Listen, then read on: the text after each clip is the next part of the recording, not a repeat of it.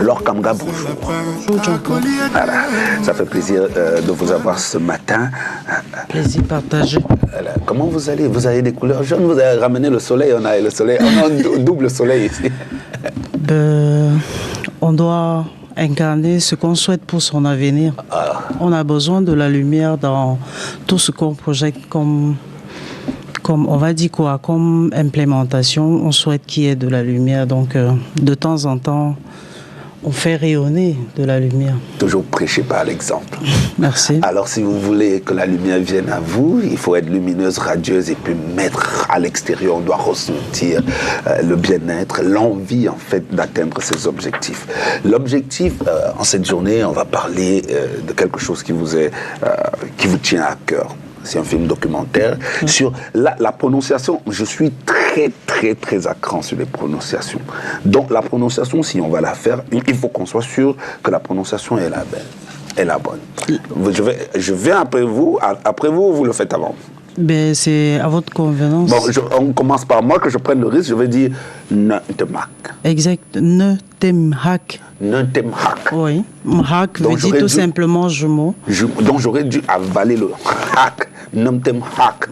Mhak. Mhak. Ouais. Mhak. Ouais. Mais le M avec le H, c'est très important. Ouais, ça, c'est super important. Alors, on va parler de ça aujourd'hui. On va parler de votre... c'est un film documentaire. Vous l'avez dit, Mhak, qui signifie les jumeaux. Dont il concerne, en fait, les jumeaux. Parce qu'il faut savoir que chez nous, en Afrique, les jumeaux, c'est pas commun. C'est quelque chose de particulier. Déjà, ça donne le titre de Tagne et Magne. Donc, ça vous amène à une autre strate. Alors, pourquoi avoir choisi de parler des jumeaux?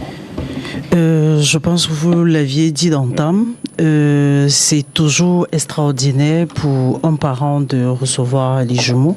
Déjà que donner de la vie, c'est-à-dire un bébé, c'est déjà une grâce. Et quand Dieu vous en donne 2, 3, 4... en même temps, c'est pour moi une double grâce et je crois pour tout le monde. Donc en Afrique, on s'est rendu compte que l'arrivée des jumeaux était vraiment comblée de symboles et il y avait tout un rite spirituel autour et on s'est dit pourquoi ne pas visibiliser ce pan de la culture au monde entier. Et nous avons consacré notre temps, quasiment 3 ans, pour implémenter ces 80 minutes qui pour moi donnent la possibilité à tout Africain et non-Africain de prendre connaissance de la culture qui est propre au peuple bantou. C'est important. Et il faut savoir 3 ans pour 85 minutes. Donc, et pour vous permettre à vous 80 à la maison, minutes, 80 minutes pour vous permettre à vous à la maison en fait d'être non seulement immergé, d'imprégner et de ressortir de là avec la quintessence du projet, mais ça demande beaucoup de temps. Et la première des choses, à chaque fois que j'entends parler au-delà du temps, parce que c'est du temps et de l'argent, le financement, d'où est-ce qu'il vient?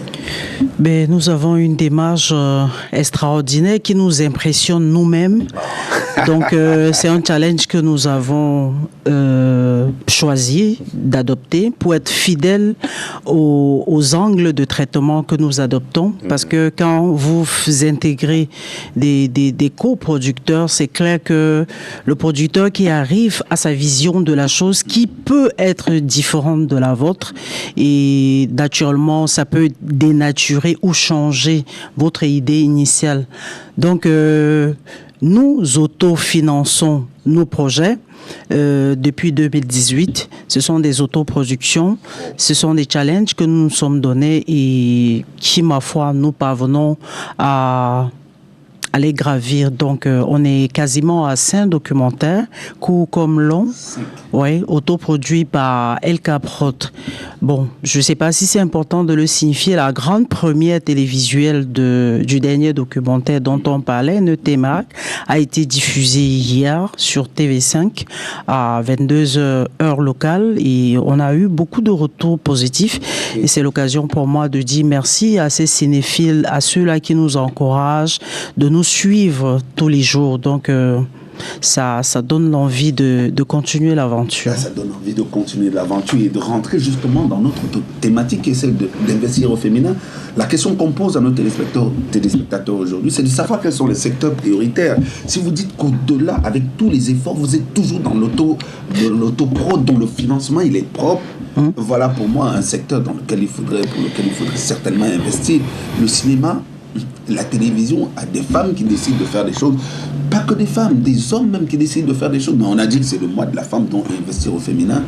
Ce serait peut-être le moment, afin de continuer notre entretien, de lancer peut-être un appel. Oui, c'est clair. C'est clair qu'à un moment donné, on peut se sentir asphyxié parce que l'atout que nous avons, c'est qu'au-delà des productions des documentaires, nous offrons des services à des entreprises, des services corporate à des entreprises et des personnes, des usagers. Donc, que ce soit la couverture d'événements, l'implémentation des spots publicitaires, ça fait partie de nos services. Donc, c'est là-bas que nous estirpons une partie de nos bénéfices pour réinvestir dans la production des documentaires parce que nous estimons que c'est ça qui devrait rester pour les générations futures. Donc oui, on appelle parce qu'à un moment donné, on a bien besoin que, parce qu'on est suivi, parce qu'on est sur la bonne trajectoire, que des acteurs culturels s'impliquent pour nous donner un coup de main afin de produire davantage ou de mettre plus d'accent sur la qualité. Donc Jumper, oui, nous souhaitons être accompagnés. D'ailleurs, nous organisons une conférence de presse jeudi 14 mars. Je pense que ce sera l'occasion d'y en parler, entre autres, d'interpeller ces opérateurs économiques, ces acteurs économiques, acteurs culturels, que voilà, il y a de la richesse dans le cinéma, même si jusqu'ici il n'y a pas vraiment une politique qui est implémentée autour, mais il y a de la richesse là-dedans. C'est certes un engagement pour nous, mais ça peut générer beaucoup de fonds. Donc oui, on appelle et on espère qu'à travers votre canal télévisuel, on aura des retours. Ok. Bon, il y a maintenant l'autre chose à savoir, c'est, on a parlé de la conférence de presse qui va se tenir, qui sera peut-être au Cascade Saint-David de Bonaprisé. Ouais. Ce sera peut-être l'occasion de revenir sur le tournage. Exact, les coulisses de la production, ouais. Ouais, mais s'il fallait sortir un élément peut-être à l'intérieur, si on veut parler des coulisses, c'est qu'il faut sortir un fait majeur, quelque chose qui vous a marqué pendant ce tournage particulier sur Notem Hack. Oh, ouais. Quelque chose de manière particulière, parce que chaque tournant c'est comme un nouveau bébé, donc c'est de nouvelles rencontres, c'est de nouvelles choses en fait. On a peut-être la technique, mais à chaque fois on apprend de nouvelles choses. Exactement. Vous avez parlé comme si vous avez fait partie de la production. C'est un accouchement qui a eu beaucoup de contractions. On a eu l'impression que c'était un premier bébé, au point que nous on s'est senti vraiment dans cette trajectoire spirituelle là. On a eu beaucoup d'obstacles. Monsieur Tamotabe qui m'a accompagné dans le récit, et l'écriture peut témoigner. À un moment donné, je lui ai dit, gars, moi je vais abandonner ce projet parce que ça n'a rien à voir avec les précédentes productions. Il y a beaucoup d'obstacles, que ce soit les entités externes qui devaient s'impliquer, que ce soit pour les finitions. Vraiment, ça a été laborieux. Et comme j'ai coutume de le dire, j'aime pas me focaliser sur les obstacles, parce que au sortir des obstacles, ce qu'on retient, c'est l'expérience. Et quand on reste focus sur les obstacles, on n'avance pas. Donc, on a pu comment on va dire, surmonter ces obstacles. Le produit a été livré à TV5. Ouais. Les gens ont eu la possibilité de regarder. On s'est dit, derrière nous, ces obstacles, et peut-être le 14, on aura la possibilité de dérouler dans le moindre détail certains obstacles que nous avons eus. Mais il faudra le retenir, beaucoup de contractions jusqu'à ce que le bébé viennent au monde. Ça n'a pas été évident. Oui, ça n'a pas été évident, mais on est content parce que le bébé, en fait, il est là, il y aura une conférence de presse. On a eu une avant-première, vous l'avez dit déjà, pardon, sur il y aura une première, et puis naturellement, je suppose, on a parlé souvent ici de l'une des difficultés encore que l'on retrouve tant sur le plan, dans le monde de la musique que le monde du cinéma. Oui. C'est celui de la distribution. En fait, je veux savoir, si je pose la question, peut-être on sort peut-être du contexte, mais je veux savoir, une fois qu'on a un bébé comme celui-là entre les mains, exact, c'est quoi son cheminement? Quel est le circuit qu'il suit? De manière conventionnelle, vous avez deux possibilités majeures. Soit vous postulez dans les festivals, soit vous contactez les chaînes de télé pour proposer votre contenu. Et on peut terminer au fait que vous pouvez comment on va dire, confier votre produit à un distributeur qui peut se charger de contacter tous ces circuits-là. Donc, ça, ce sont des possibilités qui s'offrent à vous. Mais l'atout que nous avons, nous, El Caprot, c'est que nous, on a eu la chance d'être en sélection au festival panafricain de FESPACO en 2019. Et qui dit FESPACO dit carnet d'adresse.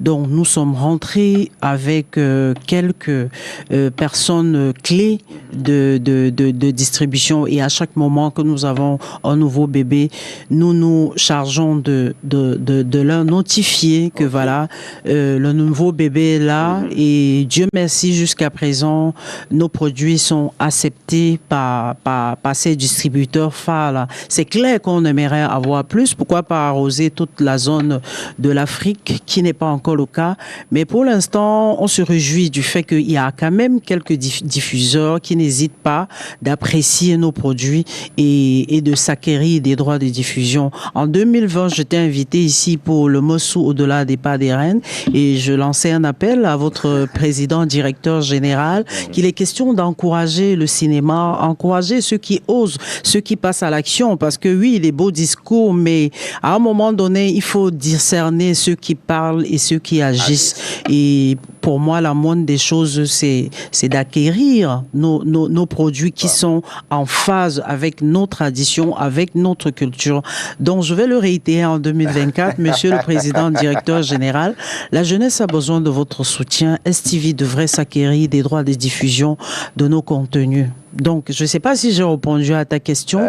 L'atout que El Caprot a, c'est que nous, au FESPACO 2019, on a pu se faire un carnet d'adresses et pour nous, c'est facile, après la production, de notifier. C'est certains de ces diffuseurs-là et Dieu merci, il y a plus d'un diffuseur qui accepte de diffuser nos contenus. Donc voilà, donc la démarche, c'est aller vers les festivals, aller vers les chaînes de télé, voilà. De manière conventionnelle, c'est ça, quoi. Non, bah c'est bien.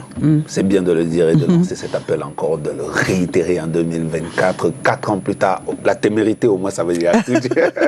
Bah, maintenant, je vais poser cette question avant de sortir de cet entretien. Déjà, réalisatrice, est-ce que c'est évident? Est-ce que à ce niveau-là, le genre aussi, comme dans beaucoup de professions, on a eu des gens ici qui disent que franchement, je reconnais que c'est parce que je suis une femme qu'on me traite ici. Est-ce que c'est évident? Ben, c'est sans un mensonge de dire que c'est évident parce que selon la Genèse, c'est un métier qui a été taxé masculin. On ne peut pas contourner, mais comme j'ai coutume de le dire, la chance que notre génération avons eue, c'est que les appareils se sont numérisés, c'est-à-dire miniaturisés. Donc la force physique ne s'impose pas ne s'impose plus à notre génération. On a des petites caméras qui pèsent moins de 2 kilogrammes.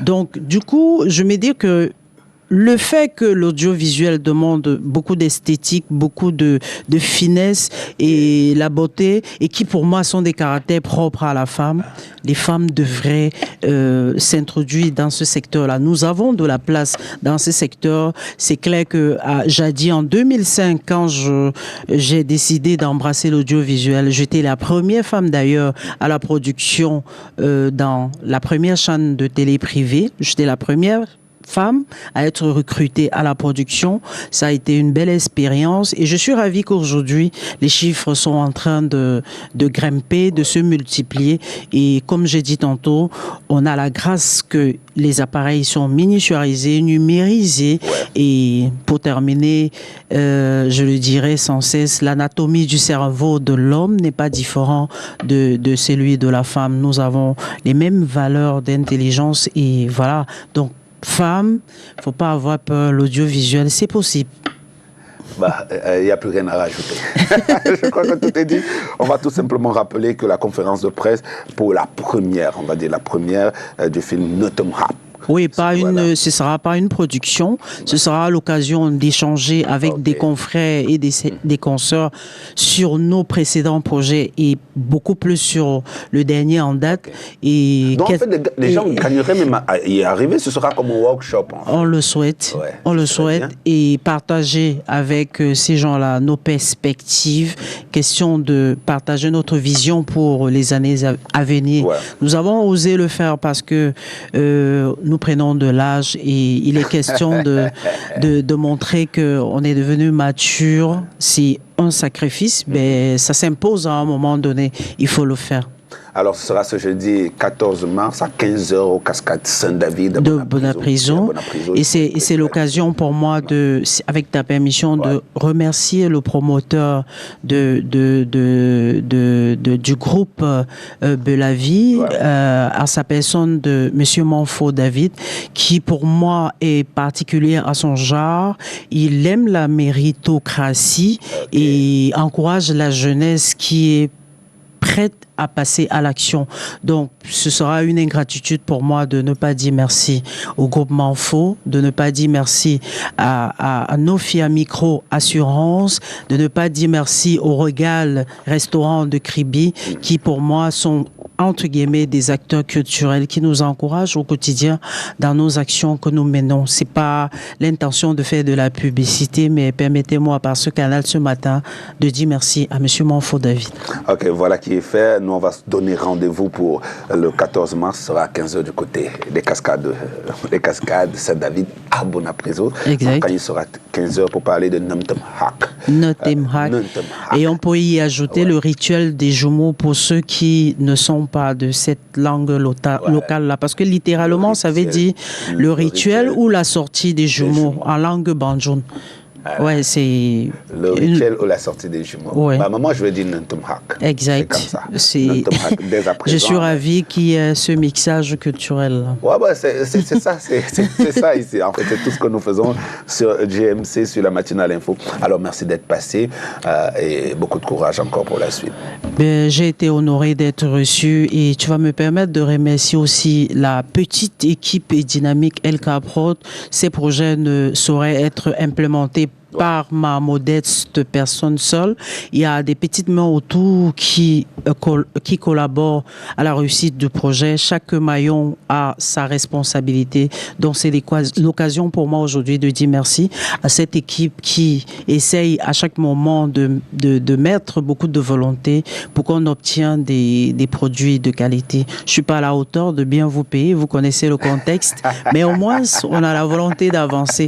Donc merci à l'équipe de LK Prod, merci au groupe Spectrum qui m'accueille à chaque moment qu'il y a un nouveau bébé et je vais pas me peiner de rappeler, monsieur le PDG, nos produits doivent être diffusés sur STV. Voilà. Merci. Jumper, infiniment merci d'accorder de la valeur à la culture. Toujours. Et je pense que si chacun d'entre nous essaye de visibiliser cette culture-là, il sera facile pour nous de ne pas dénaturer notre identité culturelle. Ça, c'est important et ça, c'est très, très bien dit. Merci d'être passé. Merci pour ces gentils et puis ces très sages paroles. Laure Kamga, que je le rappelle, était notre invitée de la matinale, réalisatrice et puis Namtem Hak et le rituel de jumeaux. Est là et on espère la voir très très prochainement sur tous les petits écrans au Soldazid.